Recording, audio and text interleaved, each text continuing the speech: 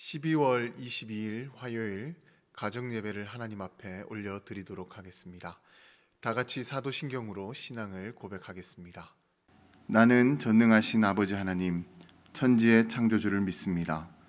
나는 그의 유일하신 아들 우리 주 예수 그리스도를 믿습니다. 그는 성령으로 잉태되어 동정녀 마리아에게서 나시고 본디오 빌라도에게 고난을 받아 십자가에 못 박혀 죽으시고 장사된 지 사흘 만에 죽은 자 가운데서 다시 살아나셨으며 하늘에 오르시어 전능하신 아버지 하나님 우편에 앉아 계시다가 거기로부터 살아있는 자와 죽은 자를 심판하러 오십니다. 나는 성령을 믿으며 거룩한 공교회와 성도의 교제와 죄를 용서받는 것과 몸의 부활과 영생을 믿습니다. 아멘. 다 같이 복음성가 전능하신 나의 주 하나님은 함께 찬양하도록 하겠습니다.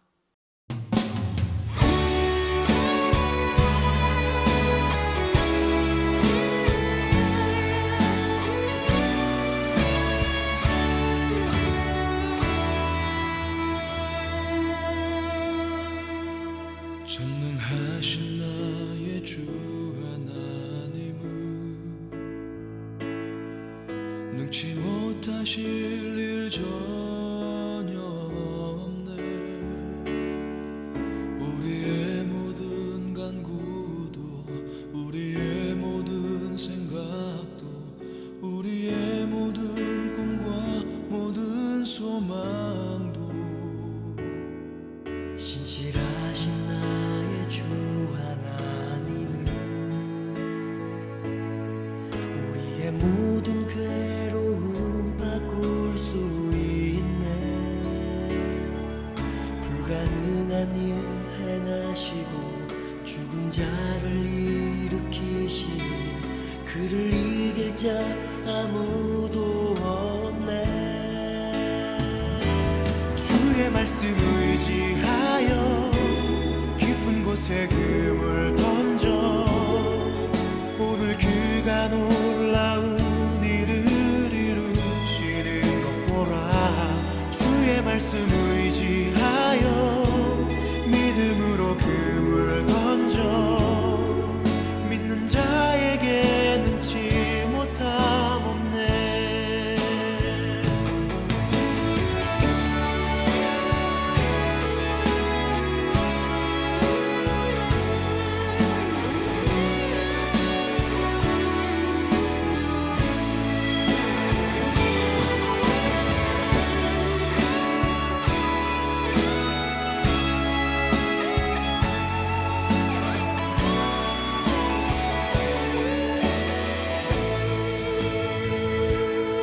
전능하신 나의 주 하나님은 능치 못하실 일 전혀 없네. 우리의 모든 간구도 우리의 모든 생각도 우리의 모든 꿈과 모든 소망도 신실하신 나의 주 하나님은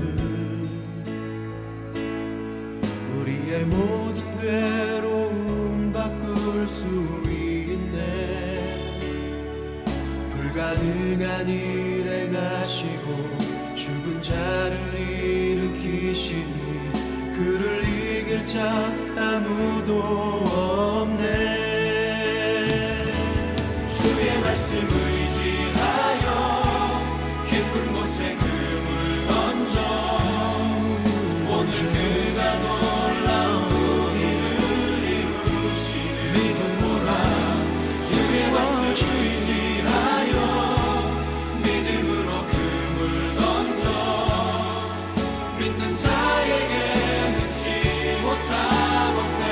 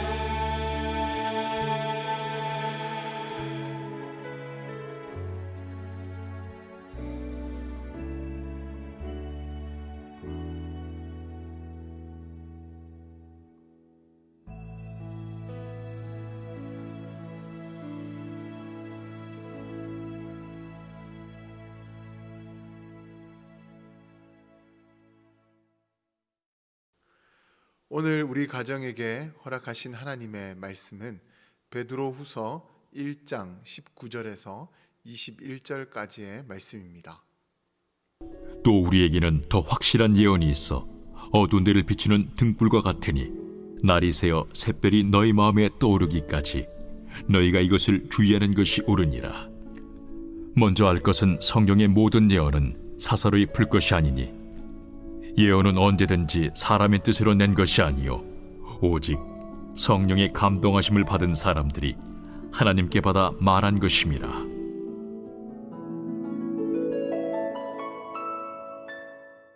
병원에서 말기암 환자나 큰 사고를 당한 환자들에게는 당장의 통증을 줄여주기 위해서 마약 성분이 들어가 있는 강한 진통제를 투여해 주게 됩니다.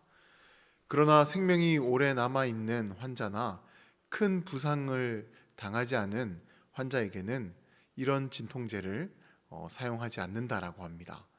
왜냐하면 마약 성분이 강하게 들어가 있는 진통제는 가장 상위에 있는 진통제이기 때문에 이 진통제를 환자에게 투여하고 나면 내성이 생겨서 이후 더 강력한 진통제를 요구하게 되는데 그런 진통제는 더 이상 존재하지 않기 때문에 병원에서는 웬만하면 그보다 약한 진통제로 그 통증을 줄이려고 하는 것입니다.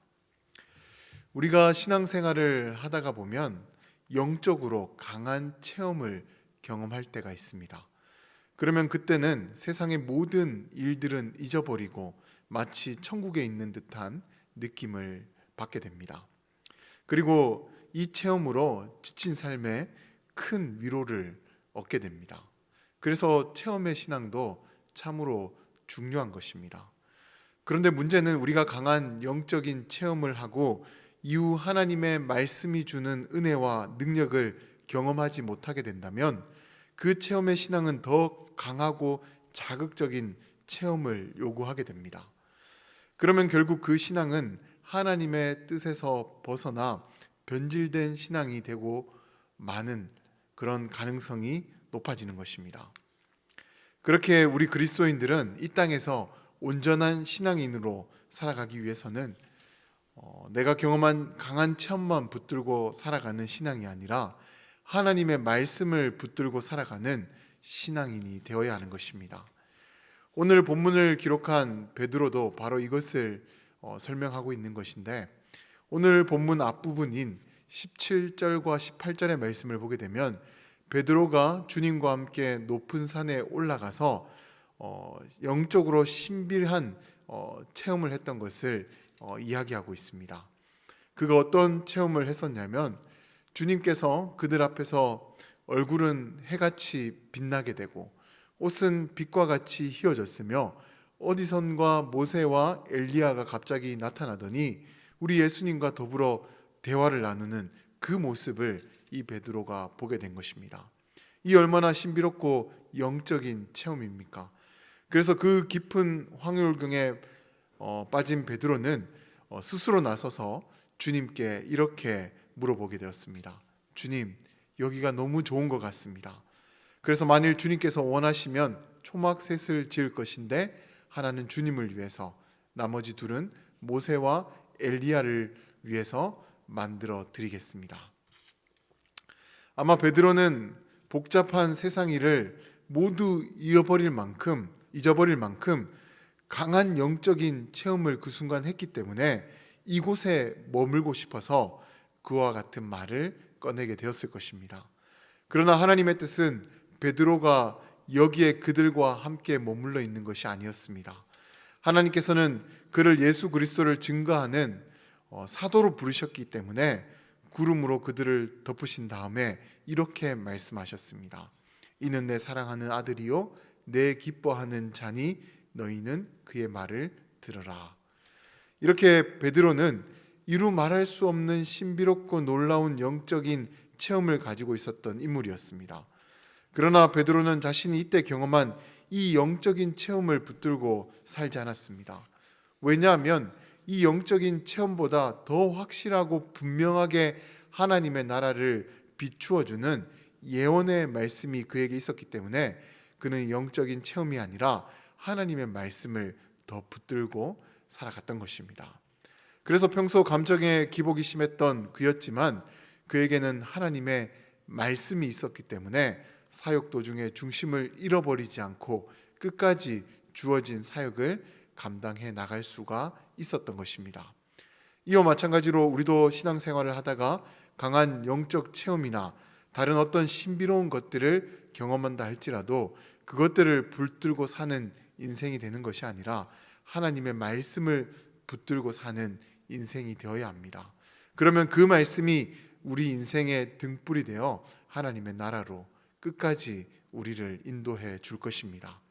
아무쪼록 우리 모두도 오늘 본문에서 베드로 사도가 권면하고 있는 것처럼 하나님의 말씀을 더욱 붙들고 살아가는 그 인생이 되어서 말씀의 등불이 우리의 앞길을 비추어주는 그런 복된 인생들이 되시기를 주님의 이름으로 간절히 축원드립니다.